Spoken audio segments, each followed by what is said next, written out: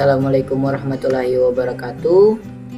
Di sini saya akan membawakan materi matematika SMP mengenai USBN, literasi matematika, TIMSS, dan PISA.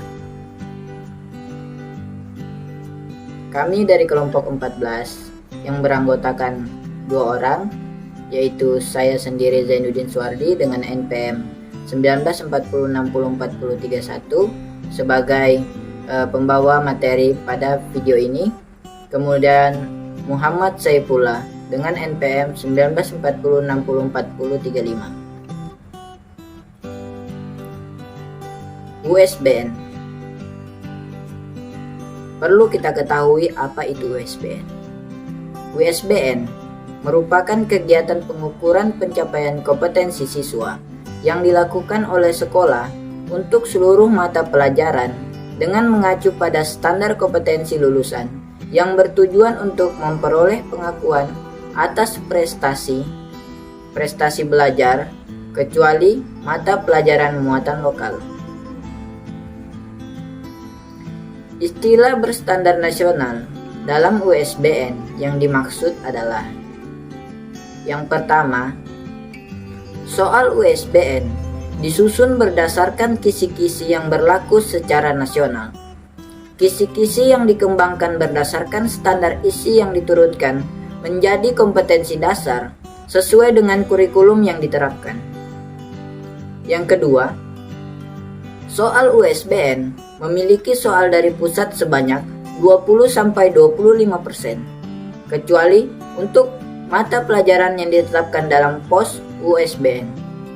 Yang ketiga, USBN dilaksanakan dengan mengacu pada pos USBN yang ditetapkan BSNP. Tips mengerjakan soal USBN. Yang pertama, kita jangan cuma menghafal tipe soal, tetapi kuasai prinsip dasarnya. Yang kedua, memahami konsep dasar berbagai materi matematika di SMP. Dan yang ketiga, uji kemampuan dengan mengerjakan soal-soal UN matematika pada tahun-tahun sebelumnya. Selanjutnya, literasi matematika. Literasi matematika dapat kita artikan sebagai kemampuan seorang untuk merumuskan, menerapkan, dan menafsirkan matematika dalam berbagai konteks, termasuk kemampuan melakukan penalaran secara matematis dan menggunakan konsep, prosedur, dan fakta untuk menggambarkan, menjelaskan, atau memperkirakan fenomena atau kejadian.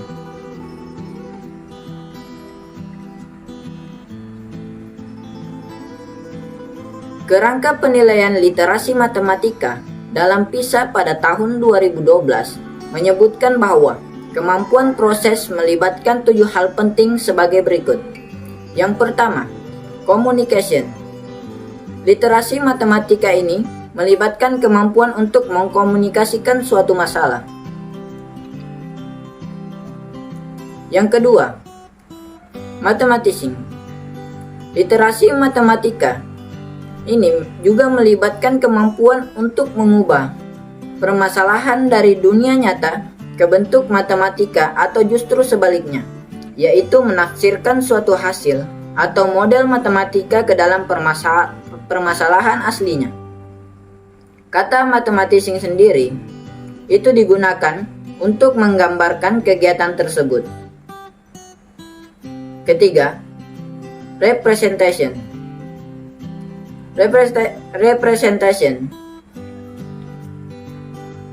Literasi matematika ini melibatkan kemampuan untuk menyajikan kembali atau representasi suatu permasalahan atau suatu objek matematika melalui hal-hal seperti memilih, menafsirkan, menerjemahkan, dan menggunakan grafik, tabel, gambar, diagram, rumus, persamaan, maupun benda konkret untuk memotret permasalahan sehingga lebih jelas. Yang keempat, yaitu reasoning and argument. Reasoning and argument adalah kemampuan menalar dan memberi alasan. Kemampuan ini berakar pada kemampuan berpikir secara logis untuk melakukan analisis terhadap informasi untuk menghasilkan kesimpulan yang beralasan. Yang kelima, devising strategies for solving problems.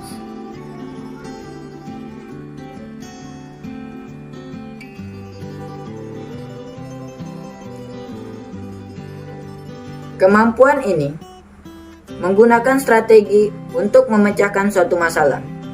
Beberapa masalah mungkin sederhana dan strategi pemecahannya terlihat jelas, namun ada juga masalah yang perlu strategi pemecahan cukup rumit.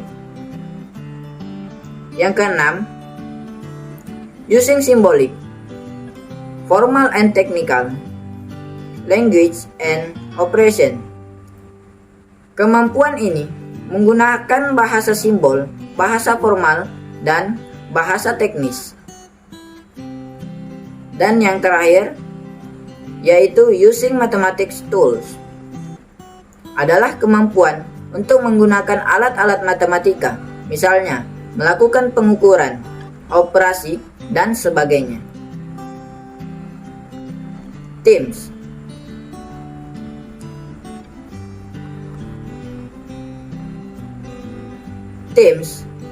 Teams atau sering disebut trends in international mathematics and science study, yaitu merupakan studi internasional yang salah satu kegiatannya adalah menguji kemampuan matematika siswa kelas 4 SD dan siswa kelas 8 SMP.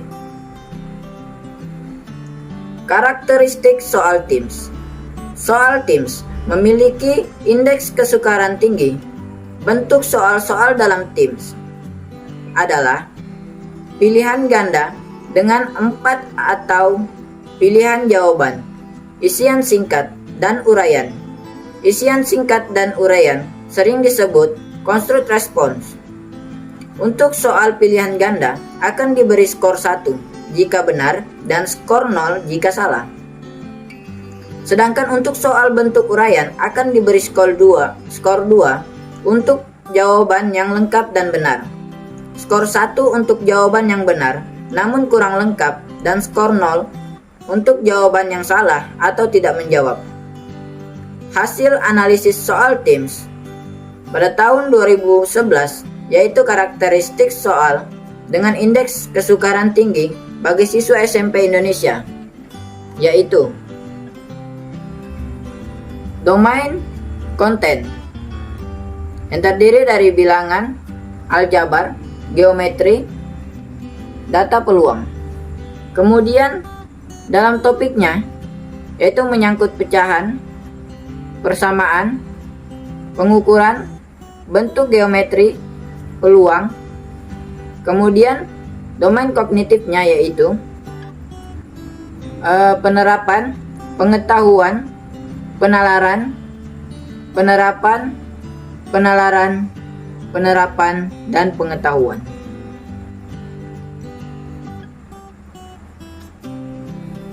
PISA. PISA adalah penilaian standar internasional yang dikembangkan bersama oleh partisipan ekonomi dan dikelola untuk anak sekolah yang berumur 15 tahun. PISA ini bertujuan untuk mengukur seberapa jauh pencapaian siswa dalam mengikuti pendidikan wajib yang diperoleh dalam bidang pengetahuan dan keterampilan yang penting untuk berpartisipasi penuh dalam masyarakat.